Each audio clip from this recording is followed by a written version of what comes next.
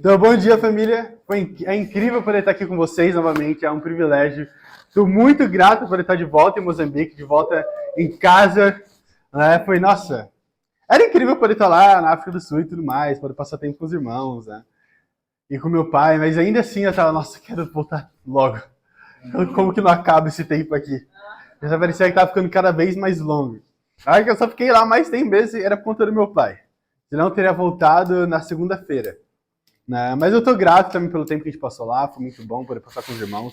Eu vi que foi a vontade de Deus também, né? Mas eu tô grato que quando a gente voltou, a gente não teve nenhum problema dessa vez. Então eu tô muito grato a Deus por isso. Deixaram a gente passar tranquilamente na imigração. Teve um cara que falou meu nome e ficou olhando pra mim. Ele não tinha passaporte nem nada, não sei como ele sabia meu nome. Achei muito estranho. Eu falei, bem, eu fingi que eu tinha andando, talvez tinha outro Yuri, não sei, mas ele tava olhando no meu olho e falou, Yuri. Eu falei, bom, eu só segui o baile. Mas amei, mas deu tudo certo, não passou pela fronteira tranquilamente, né? Eles não me deram nenhum problema, nem fizeram pergunta nenhuma, na verdade. Só pegou meu passaporte, aí ele começou a olhar, passar as páginas assim, eu falei, vai, passa. Aí ele foi lá, pegou lá, começou a bater o negócio do stamp, né? Carimbo, aí foi lá, me devolveu o passaporte, eu saí correndo assim já. Vai que ele me para. Ela volta aqui. Agora já era. Então, eu tô muito grato a Deus, né? Mas sabe, eu tava pensando o que pregar hoje. E aí eu descobri, através de uma fonte chamada Samara, que amanhã é o dia do herói moçambicano. Né? E é um feriado também aqui no país, né? Então, que é bom, todo mundo gosta de feriado. E aqui, realmente, quem aqui tem um herói? Ok, algumas pessoas têm. Não sei se já viu algum filme sobre heróis, pelo menos. Sim. Ok, menos mal. Mas sabe, eu fiquei pensando, nossa, imagina alguém que tem o privilégio de poder encontrar e andar com o seu herói. Tem muita gente que a gente admira na nossa vida, certo? Pessoas que a gente olha e fala, nossa, que eu queria ser como essa pessoa. Então, como ela faz exatamente isso, é incrível. Talvez um músico, pela forma que ele canta ou as letras dele. Então, até mesmo, talvez, um empreendedor, a mentalidade que ele tem, um coach, né? Um escritor, o jeito que ele escreve as narrativas dele. Então, todas essas coisas, as pessoas têm muitas questões de heróis que elas têm na mente delas, que são basicamente o modelo de pessoa que ela quer se tornar. E eu posso falar com segurança que eu tive o privilégio de andar e conhecer o meu herói. E meu herói é o meu pai. Então, meu herói, ele não é moçambicano como o Eduardo Mondlane, que vai ser comemorado amanhã. Mas realmente ele é brasileiro, é o meu pai. Ele é meu herói desde pequeno. Né? E realmente foi incrível passar um tempo com ele lá na África do Sul. E eu lembro de cada detalhe. Tinha coisas que eram muito estranhas, que eu não lembrava como que era. Sabe? Atravessar a rua, ele colocar a mão na minha frente para eu não passar. Então pegar a pizza, ele cortar o pedaço de pizza para colocar no meu prato. Então essas coisas pequenas, ainda assim, significavam tanto que eu não lembrava mais disso. Eu senti estranho. Ele queria pegar minha mochila, pegar minhas coisas. Aí eu falei, nossa, eu tô acostumado a fazer isso pelas outras pessoas, mas agora ele tá pegando as minhas coisas. Eu falei, nossa, esse é o meu herói. Né? Ver ele dando uns conselhos, meio malucos, mas dando os conselhos dele, querendo ajudar o máximo possível. Né? E é incrível, até mesmo vendo ele falando inglês com as pessoas. O inglês bem quebrado, assim. I water. Foi incrível. Mas ele é incrível, porque ele entende o que as pessoas estão falando, mas quando ele vai falar, ele falava em português.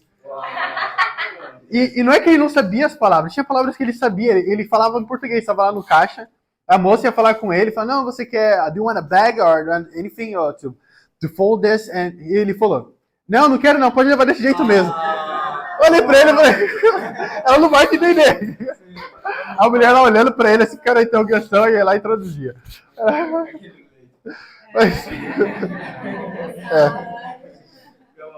Mas foi muito bom passar um tempo com ele. Eu não posso escrever o quão grato eu fiquei. Né? Eu lembro na quinta-feira também, quando ele saiu, quando ele foi embora, depois de despedir para ele entrar no hotel novamente chorando. Eu fiquei sentindo muita... Foi quando caiu a ficha, né? Tipo, nossa, ele não tá mais aqui. Mas eu fiquei pensando realmente nas características de um herói. E eu pensar em compartilhar isso com vocês também. O que faz com que alguém se torne herói? Até mesmo de acordo com a Bíblia, como seriam os heróis da Bíblia? Quais seriam as características que eles teriam? O título da pregação de hoje é Um Herói Sem Capa. Um herói sem capa. Eu quero poder mostrar para vocês um herói sem capa realmente através da Bíblia. Quais são as características dele? Um outro herói também para mim aqui é o Manias. Né? Olha isso, incrível. Sério, se você já traduziu alguém em tempo real, você sabe o quão difícil isso é. Passar a mesma mensagem, palavra por palavra. É realmente difícil. E o Manias está fazendo um trabalho incrível. Tá ali.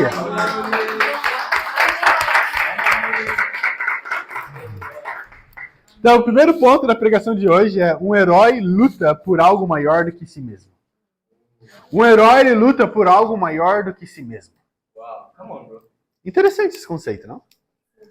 Um herói, ele vai realmente lutar por algo que é maior do que ele. Vamos lá para Neemias, capítulo 4. A gente vai tentar ver histórias de pessoas que eram realmente heróis na Bíblia. Amém? Então, em Neemias, capítulo 4, a gente já vê aqui a história onde Neemias ele vai para voltar, para construir a cidade novamente. E é incrível, porque tá lá passando e tem várias pessoas tentando atacar ele, pessoas em volta, querendo destruir, atacar eles enquanto eles estão fazendo a construção do muro de Israel. Mas, ainda assim, Neemias ele vai lá e tenta inspirar as pessoas. E aí ele dá o porquê deles terem que fazer isso, continuarem firmes ou lutarem por aquilo. Porque o que acontece é que o povo de Israel tá querendo construir novamente, fazendo tudo isso, mas eles vão lá e eles começam a ouvir ruídos de que tem pessoas querendo atacar eles, certo? Eles falam, olha, eles vão nos atacar por todos os lados. E agora a gente está construindo um muro, então nossas mãos são ocupadas, então a gente não consegue construir e lutar ao mesmo tempo. Ele fala que vai atacar de todos os lados de tal maneira que não tem nem mesmo para onde eles olharem. Não teria um canto onde não teria um inimigo escondido. E agora é isso que a gente vai ler aqui agora. Como que Neemias ajuda o povo a ter coragem. Neemias capítulo 4, a gente vai ler do versículo 11 ao 14. Neemias 4, versículo 11 ao 14. Olha o que a Bíblia fala. E os nossos inimigos diziam: antes que descubram qualquer coisa ou nos vejam, estaremos bem ali no meio deles. Vamos matá-los e acabar com o trabalho deles. Os judeus que moravam perto deles 10 vezes nos preveniram. Para onde quer que vocês se virarem, saibam que seremos atacados por todos os lados. Por isso posicionei alguns do povo atrás dos pontos mais baixos do muro, nos lugares abertos, divididos por famílias, armados de espada, lança e arcos. Fiz uma rápida inspeção e imediatamente disse aos nobres e aos oficiais e ao restante do povo: não tenham medo deles. Lembrem-se de que o Senhor é grande e temível. E lutem por seus irmãos, por seus filhos e por suas filhas, por suas mulheres e por suas casas. Uau! Sabe o que é incrível aqui? Esse é o que move o herói. Eles estavam com medo, realmente. Eles ouviram realmente que eles iam ser atacados por todo quanto é lado. E aí Neemias vai lá e lembra eles de duas coisas.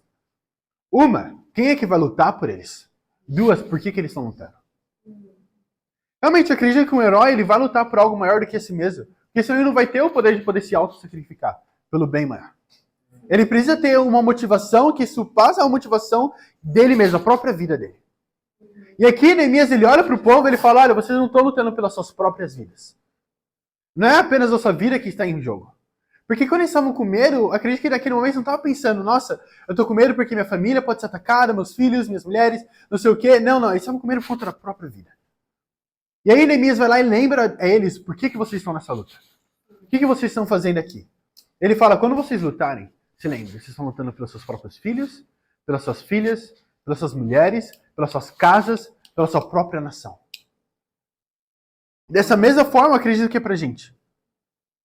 Que aqui a gente não está apenas para ser um grupo de amigos legais, ou uma sociedade cristã, ou um grupo de pessoas que se reúne em domingo ou quarta-feira, mas realmente a gente tem um propósito. A nossa luta, que a gente está lutando diariamente, não é apenas para manter a sua própria salvação, mas para ganhar a salvação de outras pessoas também, que está em risco. Agora imagine se você realmente estivesse nesse lugar que Neemias estava. Não, de verdade, ao invés de ser a vida espiritual, imagine se fosse física. Muito provavelmente a nossa urgência seria muito maior. Você seria muito mais urgente se você visse realmente os soldados do exército inimigo fora daqui dessa casa, em volta dela, sabendo que a sua família está aqui dentro e você tem que proteger ela. A urgência seria de outro nível. Mas muitas vezes, como é algo espiritual, a gente não vê fisicamente, a gente não é tão urgente assim. A gente é urgente pela nossa própria vida, talvez, porque a gente vê como discípulos, não, eu preciso estar salvo. Mas a gente esquece que nossos familiares também precisam da mesma coisa. Sabe algo que é importante? Que eu me dei como desculpa durante, acho que no primeiro ano como discípulo. Para meus familiares. Minha desculpa era, eles são religiosos. Eles já vão para a igreja, eles já acreditam em Deus. Então, se eles morrerem, Deus, da mesma forma que eu estou sendo emocional, Deus também vai ser e vai dar um passe para eles. Eles não vão precisar sacrificar ou seguir a Bíblia dessa forma. E aí eu começava a deixar para frente, para outro dia, para compartilhar e confrontar eles sobre a falsa doutrina. Talvez você possa relacionar comigo hoje. Talvez você também pense da mesma maneira. Ver a religiosidade, dar isso como desculpa, mas eles já fazem tanto para Deus, mesmo que não seguindo a Bíblia. Mas eles fazem tantas coisas, então, tudo bem, então. Eles servem, eles vão para todos os cultos, dão o dízimo deles na igreja. Não matam, não roubam, então Deus vai deixar essa passar. Infelizmente, em uma guerra não é assim que funciona. O inimigo não vai ver se eles são legais ou não. O Satanás não vai começar a pensar, mas quer saber? O Musa deu o coração dele, então eu vou poupar a família dele também. Não é assim que funciona numa guerra. O número de mortos e pessoas atacadas numa guerra é tão grande. Pessoas realmente morrem. Tem realmente baixas existem. Mas se eu não estiver disposto a fazer algo para isso, vai continuar acontecendo. O porquê de alguém se levantar e ir para a guerra é porque tem algo maior que ele quer proteger. Foi muito difícil para mim ter que confrontar meus pais. Eu não queria, sendo bem sincero. Eu lembro de eu ficar com tanto medo que eu chamei os pessoal que está estudando a Bíblia comigo para ir comigo para confrontar eles. Falei, não, vem comigo e talvez ele, da mesma forma que você apresentou as escrituras para mim, pode apresentar para eles também. E eles vão entender. Mas muitas vezes essa frente de batalha é sua. Deus te deu essa frente de batalha. Ele te deu o poder exato para poder derrotar esse inimigo. Ele te equipou com a lança, da mesma forma que Neemias fala que equipou eles com a lança, com a espada, com os escudos, tudo que era necessário para eles serem vitoriosos. Da mesma forma você também tem. A mesma Bíblia que eu tenho, você também tem. Então o inimigo que eu derrotar, você também pode derrotar. Eu acredito que isso seja a verdade. Eu estou muito grato a Deus. Porque agora, com o tempo passando, ao invés de me perseguirem, agora eles vêm e pedem conselho para mim. E até meu cunhado vai voltar a estudar a Bíblia, vai estudar a Bíblia amanhã. Então, realmente, vale a pena. Dói muito, mas vale a pena. Porque eu não estou lutando pela minha própria vida apenas, mas pela vida deles. Agora, quão urgente você vai ser? Você não sabe o dia de amanhã. Eu não sei o dia de amanhã. Então, se eu não sou urgente hoje e deixar para amanhã, esse amanhã pode nunca chegar. Olha isso. Amém. Vamos lá para Tiago. I will take you there. Uau. Vamos lá para Tiago. A gente vai ler o capítulo 4. A gente sempre lê a escritura no estudo de trevas, mas a gente não lê os versículos anteriores. A gente lê geralmente 4:17, que fala sobre o pecado de omissão. Mas a gente lê antes, ensina algo muito interessante pra gente aqui. Capítulo 4, versículo 13.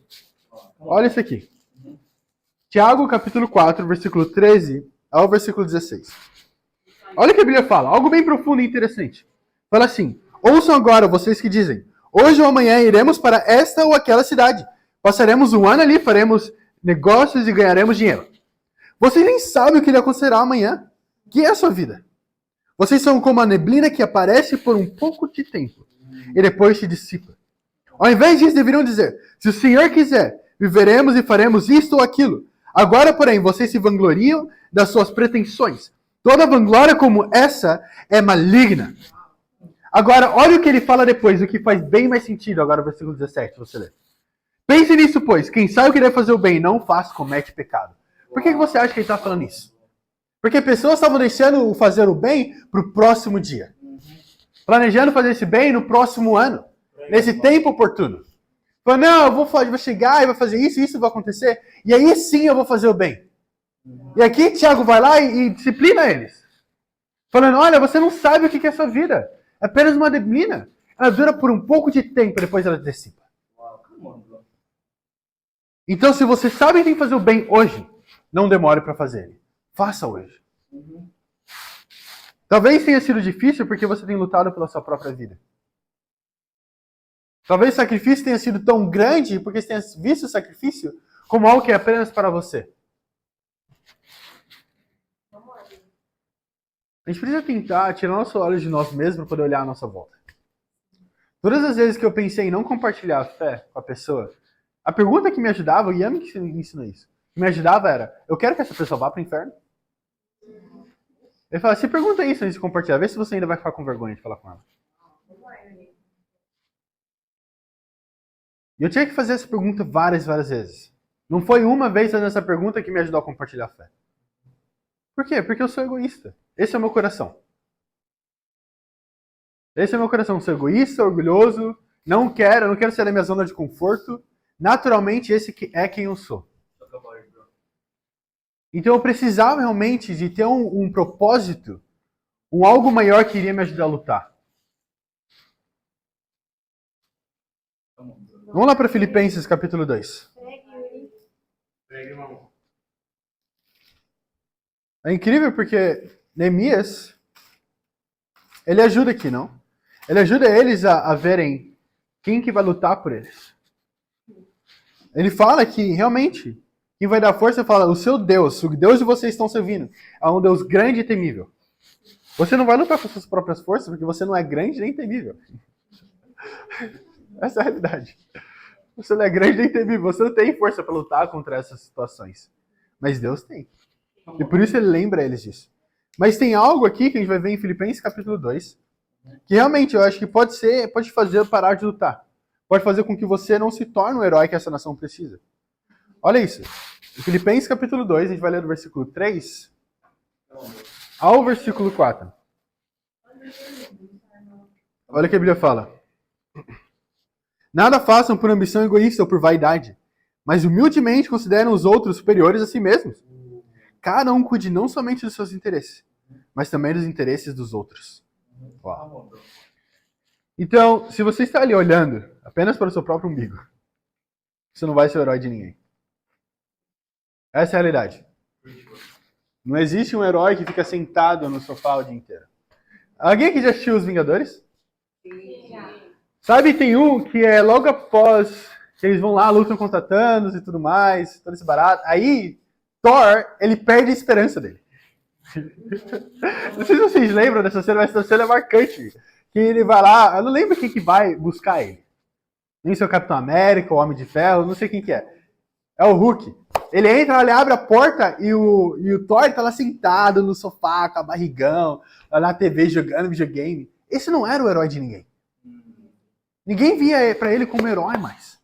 E muitas vezes a gente quer ser o herói, quer aquela vaidade que ele fala aqui, mas a gente quer continuar nosso egoísmo. E realmente, o que fez meu pai se tornar o meu herói foi ver ele diversas vezes me colocar acima dele mesmo. Colocar as minhas vontades acima das dele. Isso fez com que ele se tornasse o meu herói. Quando ele sacrificou por mim.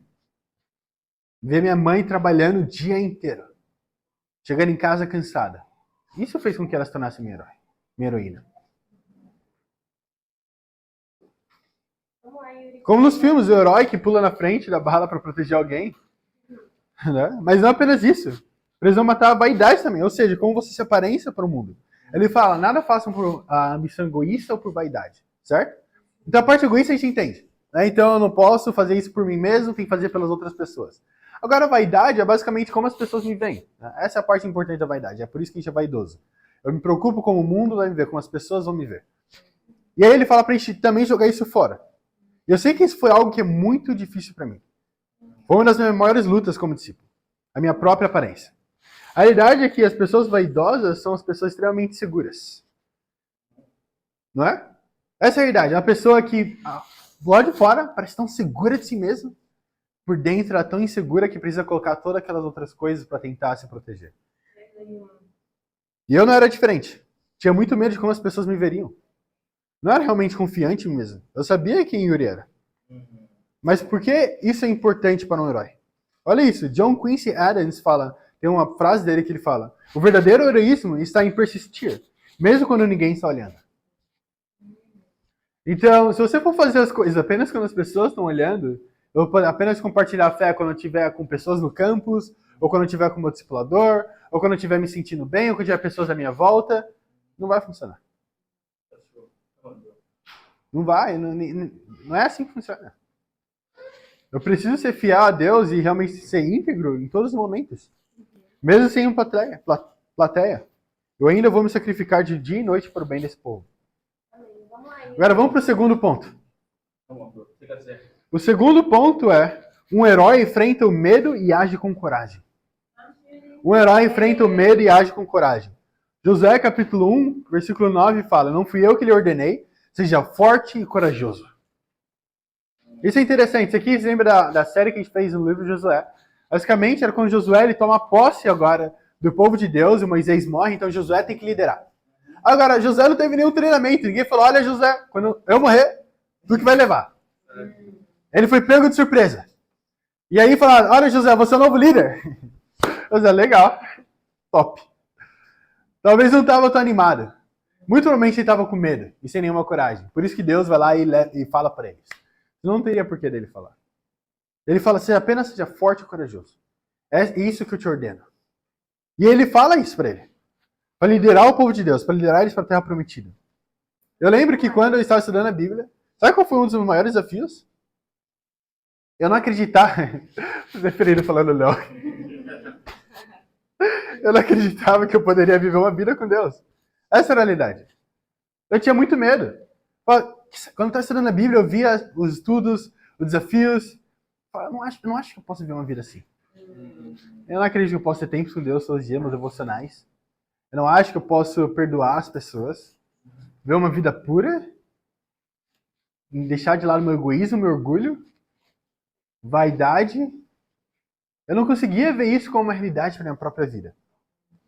Mas a realidade é que, porque isso tudo era uma grande responsabilidade que eu não queria tornar para mim mesmo.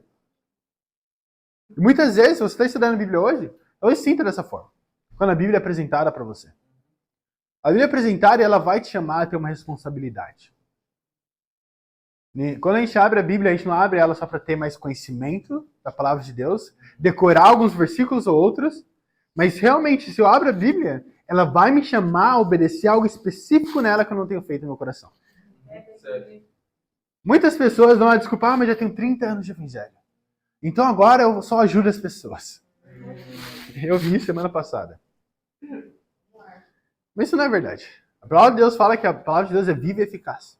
Quer dizer que ela se renova todos os dias. Então quer dizer que se eu abrir agora, depois de anos lendo ela ainda vai me desafiar a mudar algo no meu caráter. Então, se você abrir a Bíblia e não ser desafiado, quer dizer que você não está realmente lendo com o coração certo. Mas é isso, o homem, né? O ser humano, ele foge das responsabilidades. A Bíblia é um livro que é compilado de 66 outros livros que chamam você a tomar uma responsabilidade sobre a sua própria vida. Fala: olha, você quer a salvação? Tá aqui. Essa é a sua responsabilidade. É isso que eu preciso que você faça. O resto eu cuido. Mas como seres humanos, a gente não quer responsabilidade, a gente tem medo de responsabilidades. Por que os pais fogem de casa quando ousam novidades sobre os filhos? Não querem responsabilidade. Por que as pessoas traem no relacionamento? Medo de responsabilidade. Por que as pessoas têm medo até mesmo de estudar, estudos, ou até mesmo de trabalho? Não querem responsabilidades. Ninguém gosta de responsabilidade. Agora eu vou lá e te apresento um livro com 66 outros livros dentro dele, te chamando a tomar uma responsabilidade de uma vez na sua vida, pela sua própria vida. Fica difícil. Isso sim nos dá muito medo. Mas olha isso. Vamos lá para Mateus 25. Um pouquinho do meu tempo com Deus para vocês. Mateus capítulo 25, a gente vai ler do versículo 24 ao 30. Dá um resumão aqui, o contexto do que está acontecendo nesse capítulo, né? Então, basicamente aqui, nesse versículo 24, na verdade, do versículo 14 em diante, é a parábola, na verdade, dos talentos. E fala sobre como estava tendo os talentos, e Deus dá o talento, 5 talentos para uma pessoa, para um servo, 2 talentos para outro servo e 1 talento para outro servo, certo? Eles vão lá, eles recebem esse talento, eles vão lá e o de 5 talentos, ele trabalha nesse talento, faz ele se tornar 10, o de 2 faz se tornar 4, mas de 1 talento, o que ele faz, ele esconde, ele enterra esse talento dele. Agora, vamos ver o que a Escritura está falando. Vamos ler do versículo 24 em diante. Capítulo 25, do versículo 24 até o 30. Olha o que a Bíblia fala. Por fim, veio o que tinha recebido 1 talento e disse: eu sabia que o Senhor é um homem severo, que colhe onde não plantou e junta onde não semeou. Por isso tive medo. Saí e escondi o seu talento no chão. Veja aqui. Aqui está o que lhe pertence. O Senhor respondeu: servo mau e negligente. Você sabia que eu colho onde não plantei e junto onde não semeei? Então você devia ter confiado o meu dinheiro aos banqueiros, para que quando eu voltasse, eu recebesse de volta com juros. Tirem o talento dele e entreguem-no ao que tem 10. Pois a quem tem, mais será dado, e terá em grande quantidade. Mas a quem não tem, até o que tem lhe será tirado. E lancem fora o servo inútil nas trevas, onde haverá choro e ranger de dentes. Agora, o que está acontecendo na Escritura? Então, ele sabe que os de 5 talentos se multiplicou, Deus vai lá e levanta ele, dá ainda mais. O de 2 também multiplica, mas o de 1 talento. E o que acontece? Ele é tomado pelo medo. E ele enterra esse talento. E aí Deus vai lá e chama ele do quê? Ele fala, servo mau e negligente. Mau porque ele não queria realmente seguir a vontade de Deus. Negligente porque ele sabia o que deveria ser feito. Agora, eu estava tentando entender essa escritura melhor. Porque a escritura é incrível e me dá muito temor também. Agora, o talento aqui usado, muitas vezes a gente traduz como talento de habilidades, não? Mas na realidade, o talento é uma unidade de medida usada para pesar ouro e prata, como as moedas naquela época. Então, seria como se falasse toneladas, ou então kilojoule, ou sei lá, qualquer outras unidades de medidas, certo? Aqui era uma unidade de medida usada para dinheiro. Como naquela época não tinha tipo, R$1.000, 1.000 meticais, 2.000 meticais, seja lá o que for, então eles tinham pedras realmente de dinheiro, ou então denários que eles usavam. E aí eles usavam esse talento com unidade de medida. Agora, 1 talento. Eu sempre olhava para a escritura e falava, nossa, esse cara é só 1 talento, né, mano? Espera lá. O cara, ainda mais pensando em talentos com habilidades, o cara sabia fazer uma coisa só. O cara não era bom para mais nada. Mas não era isso. Agora, o que era esse 1 talento? O que representava? É equivalente a 32 ou 36 quilos de ouro ou de prata. Agora, isso é muito quilo. Não sei se vocês já compraram uma peça de ouro. Ou seja, um anel. Esses dias a gente tem visto a preço de aliança. E quase cai duro. Mas olha isso, ouro é muito caro. Até mesmo prata é caro. Agora imagina 32 ou 36 quilos disso. Que foi dado para essa pessoa. Agora, ok, isso é legal. Agora, seria equivalente a prata, seria equivalente a... Se fosse de prata, né? Vamos dizer que o talento que deu foi o com menos valor, de prata. Isso é equivalente a 6.000 denários. Agora, por que isso é importante? Porque o salário diário de uma pessoa naquela época seria 1 denário. Agora, imagine receber 6.000 denários. Seriam 16 anos e meio trabalhados, recebidos de uma vez só. Agora imagina, pega 16 anos e meio trabalhado na sua vida e toma aqui na sua mão, de uma vez só. Então, muda um pouco. Agora, pensando bem nisso, eu não julgo ele por ter enterrado. Não julgo ele por ter tido medo dessa responsabilidade. Os talentos, na verdade, são traduzidos como responsabilidades que Deus deu para as pessoas. Então, para uma, ela deu 5 responsabilidades, para outras 2, e para outra 1. Então, se você parar para ver e pensar, essa pessoa tinha muito menos responsabilidade do que as outras. Então, seria bem mais fácil. Mas ainda assim, ela foi tomada pelo medo e quis esconder essa responsabilidade dela para não lidar. Vamos lá, Yuri. Pega, irmão. Então, o que eu acredito é que esse talento que foi dado a ele, esse peso, foi muito provavelmente como se fosse representante da salvação dele. O seu bem precioso que Deus te deu. É a sua salvação. Mas muitas vezes, com o medo da responsabilidade, você enterra ela e ela não dá fruto nenhum. Agora imagina, Deus permite com que você se torne um cristão, um discípulo. Incrível, não? Porque quer dizer que você vai estar nos céus um dia. Você pode chamar outras pessoas a estarem com você. Isso não é legal? É muito bom. Ok, eu não vou ir para o inferno, não tenho ranger de dentes, posso viver minha vida com Deus. Ótimo. Mas vamos dizer que recebendo isso, ele fala, quer saber, eu vou deixar só no meu armário. Eu não preciso fazer nada, eu já recebi mesmo. Não. E aí a Bíblia fala e fala, quer saber, eu não vou nem tirar dele. Eu vou deixar a responsabilidade sobre a própria salvação dele, pelo resto da vida dele com ele. E vamos ver se ele consegue fazer mais um discípulo. E deixa lá com ele durante a vida inteira. E fala que quando ele volta no final da vida dele, dessa pessoa que tinha recebido um talento, ele vai cobrar o que você fez com a sua salvação. Sim, Deus vai lá, ele vai julgar os perdidos, as pessoas que não queriam viver de acordo com a palavra. Mas adivinha, para mim e para você como discípulo, também tem um preço a ser pago. O que você vai fazer com a sua salvação? Você vai esconder e enterrar ela com medo de perder ela? Porque é uma responsabilidade muito grande te dar, né? Ou será que você vai tentar investir ela? Fazer com que ela se multiplique em um outro discípulo? E é isso que acontece. Ele fala que ele chegou e viu que ele não tinha, ele fala, servo mau e negligente. Você sabia o que deveria ser feito e você não fez. Deixou que o medo te tomasse e não fez nada com isso. Você sabia que eu era um líder que ia realmente colher onde eu não tinha plantado? A visão que ele tinha de Deus era totalmente deturpada. Então tá bem, então. Então eu vou tirar realmente o que eu te dei. E aí mandem ele para onde tem ranger de dentes e fogo. Onde seria isso? Inferno. Uma vez salvo, nem sempre salvo. Vamos lá, Yuri. E uma vez herói, nem sempre herói. Mesmo que eu multiplique e faça outros discípulos, ainda assim eu posso perder minha salvação. Imagina isso. Por conta do medo de perder algo, você acaba perdendo isso.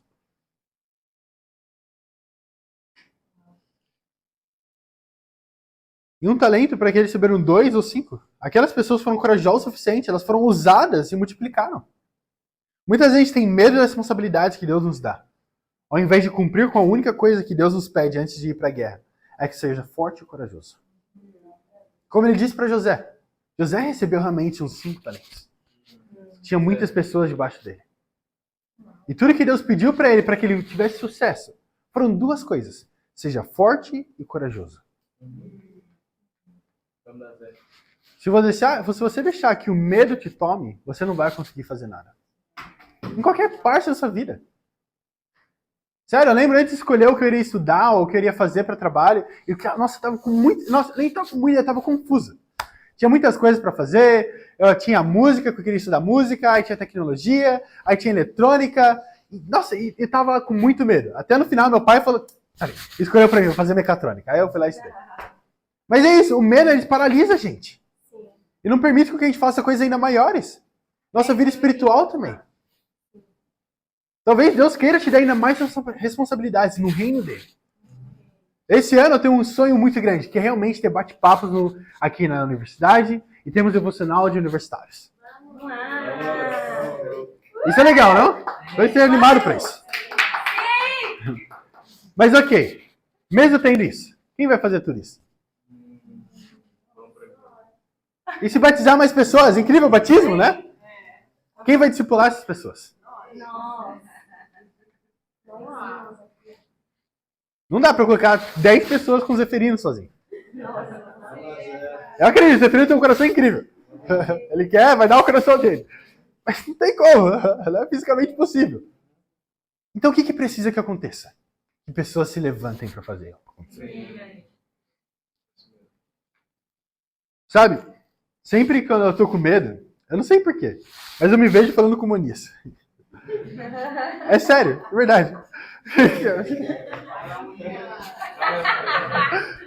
Mas é verdade, sempre quando eu tô com medo, eu acabo falando com o Moniz. Mano, eu tô com medo aqui. Eu lembro na África do Sul, na sexta-feira, quando eu pedi a Bruna, mandando mensagem pro Moniz, falando, mano, Moniz, tá aqui, tô ansioso, não sei o que. A Moniz, fica tranquilo, mano, Deus tá com você, aí tá orando, força, não sei o que lá. Eu falo, ok, amém, vamos lá. Aí ontem também, eu tava ansioso de novo, a Moniz, não, fica tranquilo, mano, Deus tá com você, não sei o que lá. Mas é sempre assim, não tem muito o que fazer, só precisa tomar uma ação, tomar uma atitude para fazer acontecer. Mas eu sou grato porque realmente os discípulos, os irmãos ajudam a gente a ter coragem a fazer coisas incríveis para Deus. Muitas vezes eu tive medo, eu precisei de um irmão ou uma irmã para poder, vamos lá, mano, você consegue fazer isso. Para te dar um empurrão, para poder fazer algo sobre isso. Eu amo a escritura em 2 Timóteo, capítulo 1, versículo 7, que fala: Pois Deus não nos deu um espírito de covardia, mas de poder, de amor e de equilíbrio. Olha isso. O Espírito Santo de Deus que está dentro de você não é um espírito covarde. Não é esse negócio que eles falam, né? Introvertido e extrovertido. Certo? Isso foi um termo criado por alguém que era um ateu. Não é um termo bíblico, não existe introvertido. Não, eu não compartilho a fé porque eu sou introvertido. Isso não existe. É o egoísmo, é o nosso egoísmo. Eu me considerava um introvertido. Eu não gosto, acredite se quiser. Eu odeio falar na frente das pessoas. Eu odeio falar. Eu lembro quando eu tive que trabalhar com modelo, foi a pior coisa do mundo. Eu ficava. Por que você acha que eu tenho essa caneta aqui? Eu fico girando ela. Me ajuda a desestressar. Lembra antes de ir para um desfile com o modelo? Eu ficava, nossa. Ficava andando de lado pro outro, eu ficava assim, parado, na parede. Você tá bem? Eu falava, não, tô bem. Eu odeio ficar na frente das pessoas e falar, eu gosto da minha caverna, ficar dentro do meu quarto, lá no computador. É isso que eu sou, naturalmente. Mas eu sei que o espírito que Deus me deu não é um espírito de covardia. Não é um espírito que vai fazer eu ficar quieto num canto sem fazer nada. Imagina ver pessoas realmente perdendo a salvação delas, indo pro inferno. E eu pensar, não, é que eu sou introvertido. Eu tenho vergonha de falar com as pessoas. Sério? Essa é a melhor desculpa que eu pus de levantar? Ele fala também, mas de poder. Então quer dizer que eu tenho poder para mudar a situação das pessoas. Através da Bíblia. Não comigo mesmo, mas ele me deu a espada que eu preciso para poder mudar. Ele fala de amor e de equilíbrio. Então sim, eu tenho poder realmente. Eu não preciso mais ficar parada. Tem uma frase de Nelson Mandela que ele fala: coragem na ausência de medo, mas o triunfo sobre ele. Eu falei, isso é muito interessante, né? Não é que eu não vou ser corajoso quando não existir mais o medo, mas quando eu começar a agir apesar do medo. Imagina isso. Olha o terceiro ponto. E último.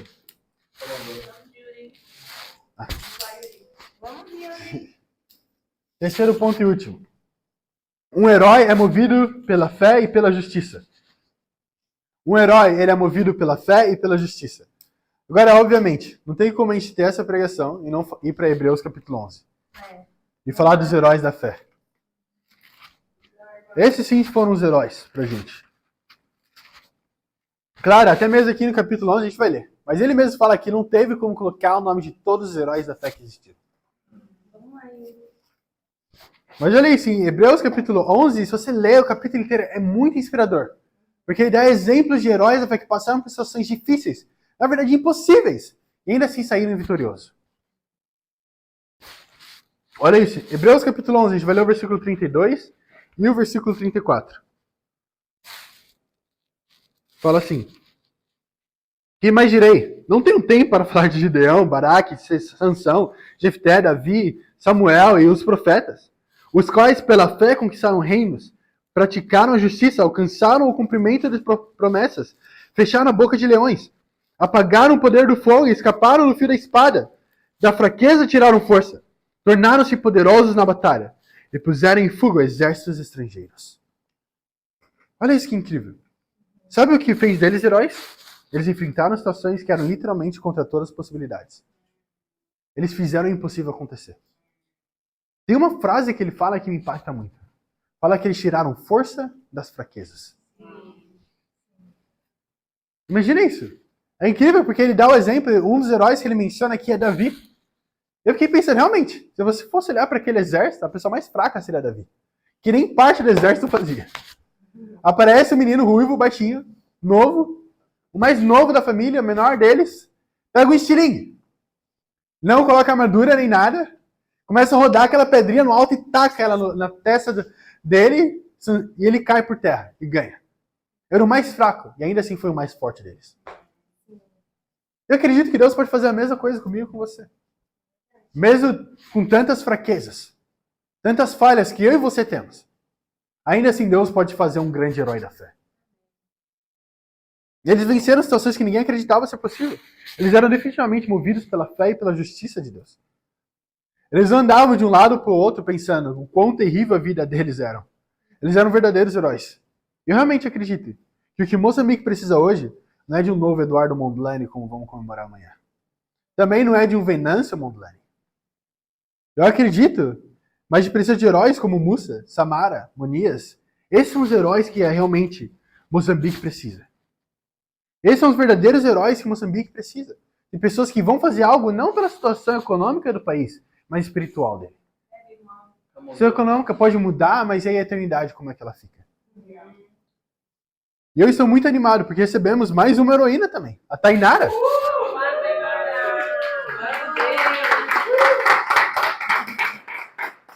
Que foi batizada na quarta/quinta-feira, não? Foi quinta-feira. Isso, foi ali, no meio. Meia-noite 10. Meu Deus. Pois é. Mas ainda tem muito mais para vir. Tem muitas outras pessoas que precisam disso. Agora, o que a gente vai fazer sobre isso? Sentar e assistir ou trabalhar duro para fazer acontecer? E realmente, eu acredito que no final a gente está seguindo o exemplo do maior dos heróis que essa terra já viu, que é Jesus Cristo.